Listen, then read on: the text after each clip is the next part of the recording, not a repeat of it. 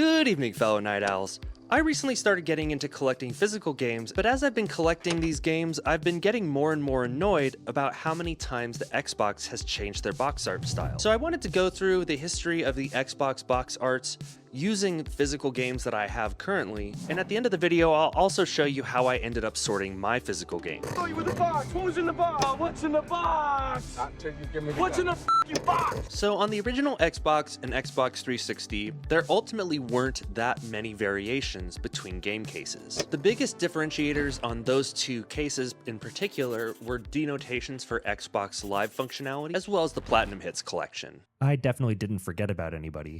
But this video isn't mainly about those two consoles. It's kind of hard to find the time to go back and play older games, especially when there's just so many good games coming out recently. But my main gripe is actually with Xbox One to Series X games, and so we're gonna start with the Xbox One. All of the Xbox consoles, besides the first, had some type of hangover between the last console. The Xbox 360 hung around during the Xbox One era, and it was actually kind of notoriously held on as a budget console of sorts. So when they began printing games in the Xbox One cases, they started using a case that was similar to Blu-ray discs. Blu-ray discs have a little plastic notch at the top with a denotation that it's a Blu-ray. A similar notch was affixed to the top of 4K Blu-rays, and I think that this is probably going to be the last physical format that we have. But during that time, there were games that were continuing to be released on the Xbox 360. So they had games like this copy of Fallout New Vegas, where they had the Xbox 360 and Xbox One at the top of the case. Xbox has also been generally consistent about the spines of the Xbox, but it does flip-flop between the consoles, so I'll denote where it says Xbox and where it says Xbox One. The standard Xbox One case was similar to the Blu-ray case with that plastic notch at the top.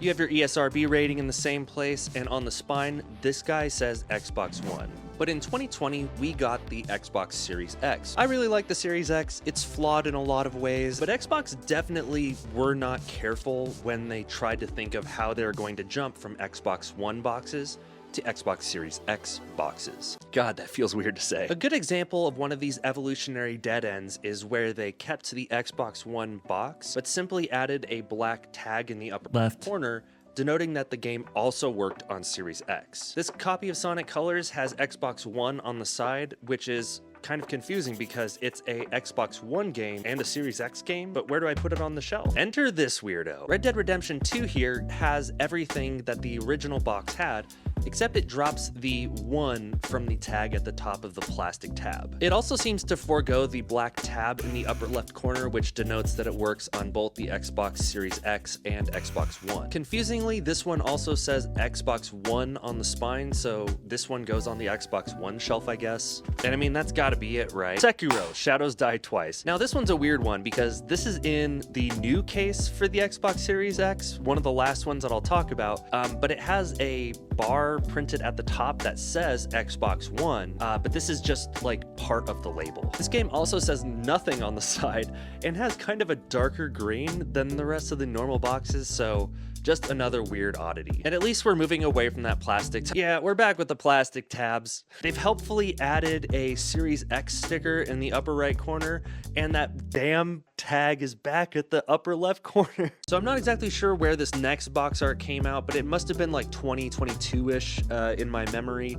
And this is where they've officially just abandoned the plastic tabs, hopefully. In the upper corner, they have the Xbox logo, and they have kind of like a shaped tab that shows whether the game works on Series X, Xbox One, or both. In the right corner, you also get some logos like Series X again for some reason. Most of these tabs seem to be white except for Stranger of Paradise, Final Fantasy Origin, which has a charcoal tab. I kind of like this actually, but I get that most games have kind of darker artwork and the white kind of contrasts better. I really like this box art though. We interrupt this program to increase dramatic tension. Thank you. And now, back to our program.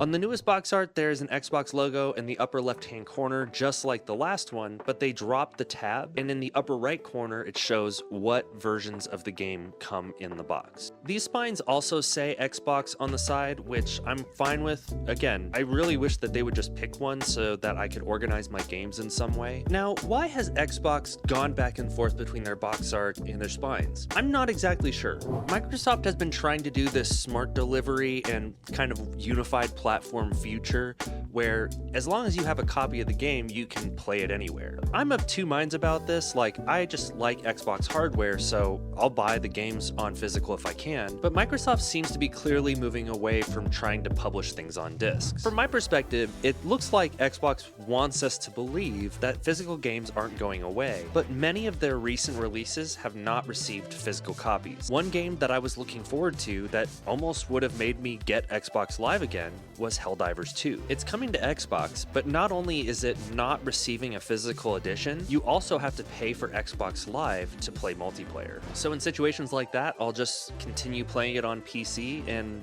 you know, I'll never buy it on Xbox. And if a game doesn't come out with a physical copy on Xbox, what I'll do is I'll just buy it on Steam when it comes on sale. That's also been my motto largely for playing PlayStation content. I'm just not gonna buy a PS5, and that allows me to access those games without having to delve into a whole nother platform. So on one side, I'm happy that Microsoft is upgrading games for free, like if you have an Xbox One game that has a patch to improve the graphics on Series X, I'm all for that. So what do you guys think of my Xbox physical collection? I've ended up going with using the spine information to sort the game. So the games that say Xbox One, whether they're a Series X game or not, all go on the same shelf. I'm also a little disappointed by the bar at the top of the spine where sometimes it is like a light or dark green. Sometimes there isn't even a little break there, so I don't know. It just kind of makes it look a little disheveled. So what do you think, fellow Night Owls? What is your favorite Xbox box art?